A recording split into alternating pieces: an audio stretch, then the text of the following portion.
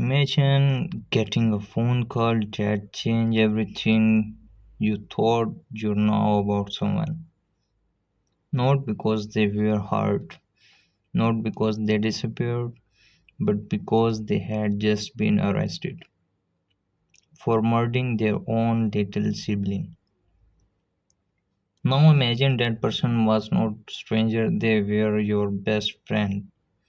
The person who knew your darkest secret, the person you trusted more than your own family. Would you believe it? Or would you convince yourself there had to be someone terrible mistake? Tonight's Reddit story being with exactly that nightmare, and somehow it only gets worse. The original post appeared on Reddit of my chess community. The author explained that they almost never post online, but after what had happened, keeping it inside felt impossible. To protect everyone involved, every name and identifying detail had been changed. Even so, the story was horrifying. She wrote that she and her best friend, who we'll call Jane, had known each other since they were 7 years old. Their friendship had survived everything: school, family problems,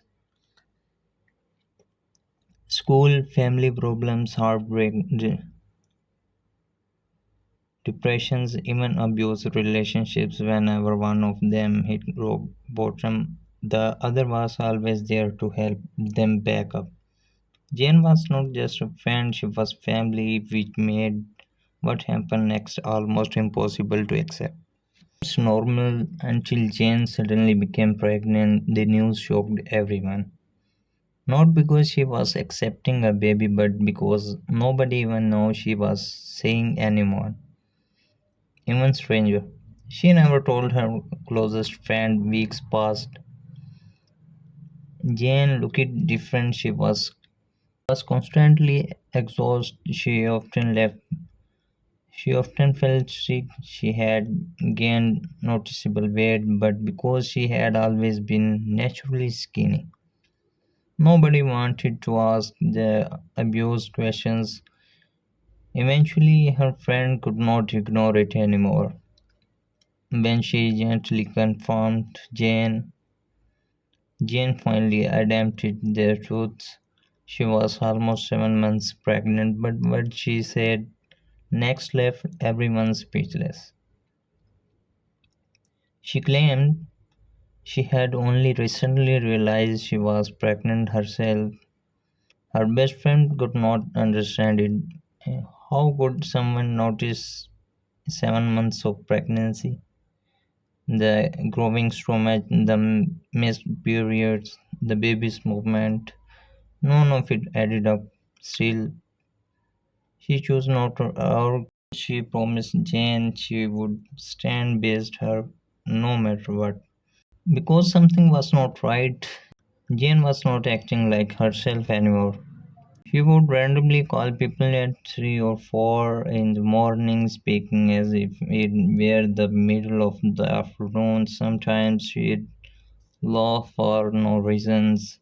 Sometimes she'd say bizarre things about herself or about her family. Nothing sounded like a direct threat. Nothing sounded violent. It just felt off. Her friend assumed the pregnancy hormones were affecting her mental health. She never imagined she was watching someone's mind slowly fall apart. Jane came from a large family. Her younger siblings had been born many years after anyone else. Because of the age difference, the two were never especially close. But there was one thing everyone knew: the youngest child had an extremely severe peanut allergy. Even the smallest amount could trigger a life-threatening reactions. The family was incredibly careful: separate food, separate utensils, and EpiPen was always nearby. It had become part of everyday life. Jane even joked about how annoying it was to keep everything separate. No one ever imagined that one day the allergy would become the perfect weapon. Then everything changed. One ordinary day, emergency services rushed to Jane's family home. By the time help arrived, it was already too late. They died. At first, everyone believed it had been a tragic accident until investigators noticed something deeply disturbing. The peanut butter was used that day did not belong to the family, and the emergency EpiPen had mysteriously vanished. Suddenly, this was not an accident anymore. It was a homicide investigations, and there had only been one other person inside the house, Jane. Someone had not just caused the allergic reaction. They had made absolutely sure no one could save the victim, and every piece of evidence pointed toward Jane. The investigations being for the first few hours, everyone believed it was a heartbreaking accident, but come into contact with Peanut, it was tragic. But the incident happened, or at least that what everyone wanted to believe. Then investigators started asking simple questions: where did the peanut butter come from? The family inside insisted they had never bought it. They know exactly how dangerous peanut were. There was no reason for it to even be inside the house. That answer immediately changed the direction of the investigation. If nobody had purchased it, then someone had bought it there. No purpose. On purpose, police searched every room, every cupboard, every trash bag, every possible piece of evidence. That when they discovered something even more disturbing, the child's EpiPen, the one thing that could have saved their life, was missing. Not misplaced, missing. The emergency medications had completely disappeared, and without it, the child never had a chance. That investigators were looking at no longer resembles a trivial incident, it looked planned. As the activated interviewed the family, one name kept coming: Jane. She had been alone in the house with her younger sibling. No signs of forced enter, no unknown visitors, no suspicious stranger, just Jane. Then police made their move. Jane was arrested. No emotional outburst, no dramatic escapes. She quickly went with the officer. Still heavily pregnant, still saying every little behind closed doors.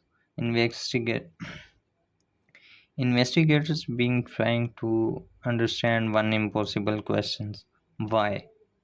What reason could anyone possibly have? What reason could anyone possibly have to kill their own younger sibling? At first, there was not one. The evidence showed what had happened, but not why. Many millions parents were living through every parent's worst nightmare. One child had been buried, and another was now sitting in police custody. Accused of murder in a single day, they had effectively lost both of their children's. Their home, their family, their entire world had fallen apart. As investigators continued digging, doctors were asked to evaluate Jane's mental state. Almost immediately, they noticed something deeply disturbing. She was not behaving like someone trying to hide a crime. She was not asking about lawyers. She was not trying to defend herself. Instead, She seems completely disconnected from reality. Some doctors believed she was not patenting, they believed something inside her mind had completely broken. Then comes the relationship that shocked everyone. James was not simply suffering from stress. According to psychiatrist specialists, she had experienced a severe psychiatrist episode, possibly targeted or dramatically worsened by her pregnancy. Suddenly, the bizarre phone calls, the irritation behavior, the emotional instability, everything started making sense. But even if her mind had buried her, it could not bring back the child who had died. As doctor continued evaluating her condition, something unaccepted happened. Jane suddenly went into labor, and what happened inside the hospital would leave even experienced medical staff speechless.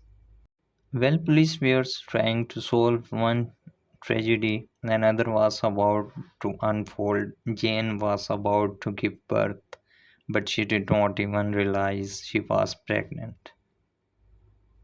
When Jane was taken into custody, everyone assumed the investigations would continue as normal, questioning evidence, interview, a possible trial, but within an hour, everything changed.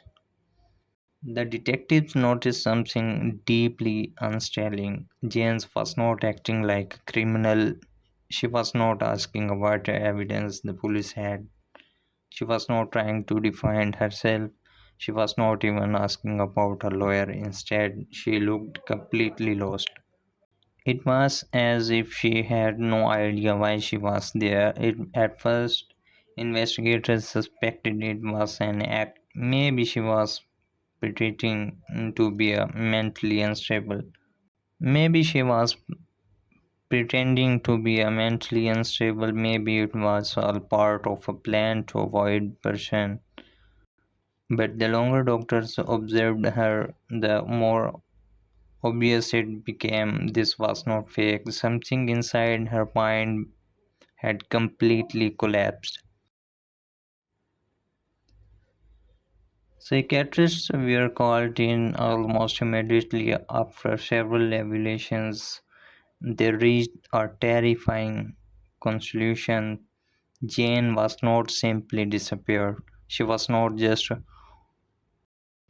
she had suffered what doctors believed was a severe psychiatric episode, one that may have been triggered or dramatically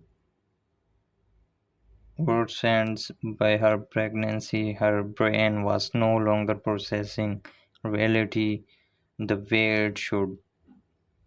People spoke to her, but she struggled to understanding them. Questions were asked, yet her answer barely made sense. Then came the moment what stunned everyone in the room. A doctor mentions her baby. Jean stared back, completely confused. What baby? She genuinely did not understand. She could not even recognize that she was 40 weeks pregnant to her. There was no child, no pregnancy, no upcoming birth. It was as though her own mind had erased reality. Doctors now they could not wait any longer. James was moments away from going into labor. She was immediately transferred to a secure psychiatrist hospital, where both medical staff and security officers prepared for what they feared could become an extremely dangerous situation. Her contractions being, but instead of understanding what was happening, Jane became terrified. She screamed that something was wrong. She begged people to help her. She forgot against the nurses, Trying to escape, she had absolutely no idea what she was giving birth. Every attempt to claim her failed. Doctors explained what was happening. She could not understand. Family members tried speaking to her. She did not recognize reality. Eventually, the situation became so dangerous. Several staff members had to physically restrain her to stop her from hurting herself or anyone around her. Her own mother, the same woman who had just lost one child, was allowed to stay beside her, not because everything had been forgiven, but because doctors hoped a familiar face may claim her. It did not. Jane continued screaming in panic. She forgot everyone who came near her. She lashed out at nurses. She attacked hospital staff. Nothing anyone said could reach her. She was not saying to same world everyone else was. As the hours passed, doctors realized a normal delivery was became impossible. Jane kept pulling away, fighting, resisting. The risks to both mother and baby were increasing by the minute. They had no choice. Doctor sedated her and performed an emergency C-section. When she finally woke up, the baby was gone, placed under protective care. Jane never held the child, never named the child. Some reports suggested she did not even understanding a baby had been born. For a brief moment, the violence stopped. She became strangely quiet, but the peace did not last. Over the following days, she reportedly assaulted more nurses, more hospital staff, and several workers inside the psychiatrist unit. Doctors continued treating her, while police continued building the criminal case around her. Outside those hospital walls, her family was trying to survive the impossible. One child had been buried, another had completely lost touch with reality, and somewhere nearby a newborn baby had entered the world without a family waiting to take them home. For Jane's parents, there was no victory, no justice, only grave.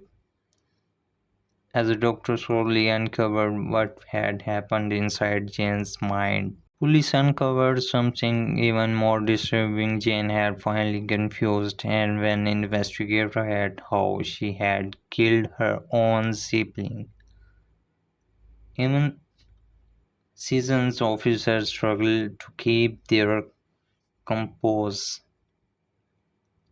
Weeks passed, the investigations continued behind closed doors. Police interviewed family members, collected forensic evidence, and waited for one thing, the truth. For a long time, Jane barely made any sense. Some days she could not remember simple conversations. Other days she seemed completely detached from reality, but as treatment slowly began to stabilize her condition, fragments of memory started coming back.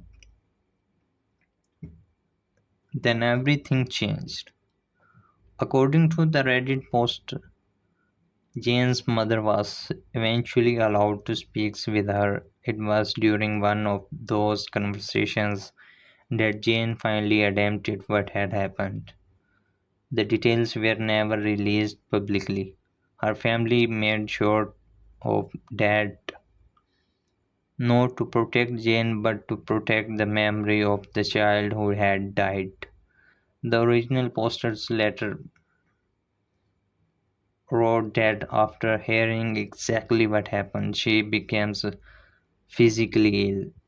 She said she wished she had never asked. Some truths stay with you forever. Investigators now believed one thing with certainty: this was not random incidents. The peanut exposure had not happened by chance. The missing EpiPen was not simply misplaced. Every piece of evidence suggested that the child had been deliberately put into a life-threatening, and the only person with both the opportunity and the knowledge was Jane. That realization devastated everyone who had known her, not because they doubted the evidence anymore, but because none of them could understand why. There had never been year of family conflicts, no history of violence, no abuse motives by every account. Jane had grown up in a loving home. Her parents were described as kind, her siblings were close. Nothing about her past explained what investigators were looking at, which left Doctor asking a different questions. What if this was not driven by a hatred, but by a mind that had completely lost its grip on reality?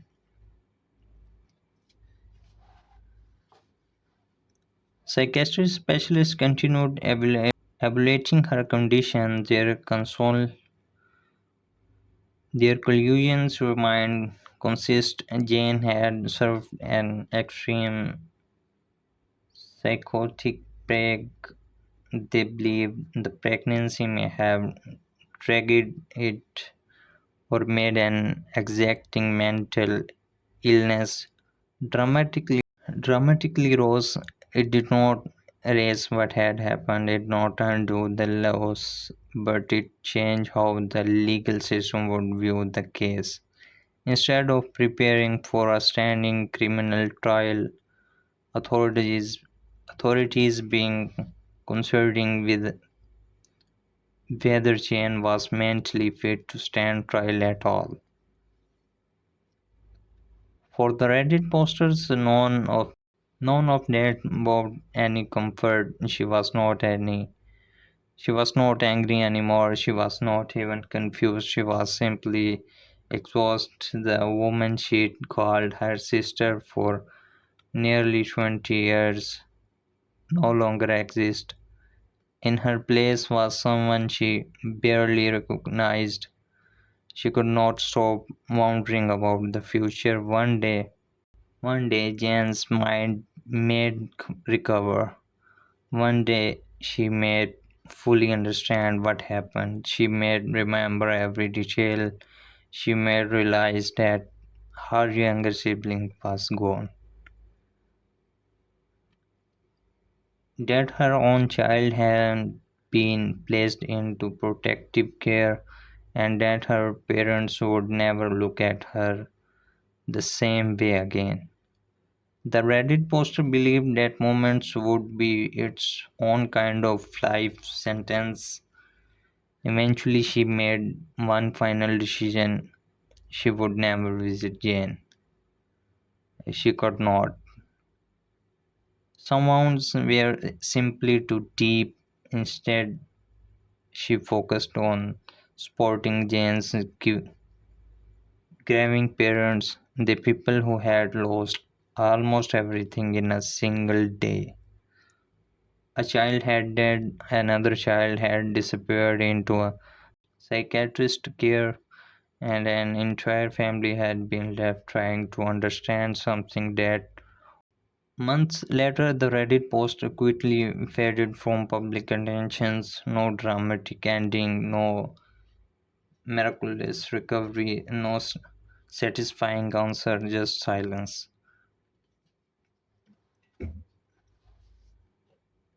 The author never returned with another major update. leaving thousands of readers with one haunting thought. Sometimes the secret stories don't end with justice. They end with questions that nobody can answer. This case is a chilling reminder that not every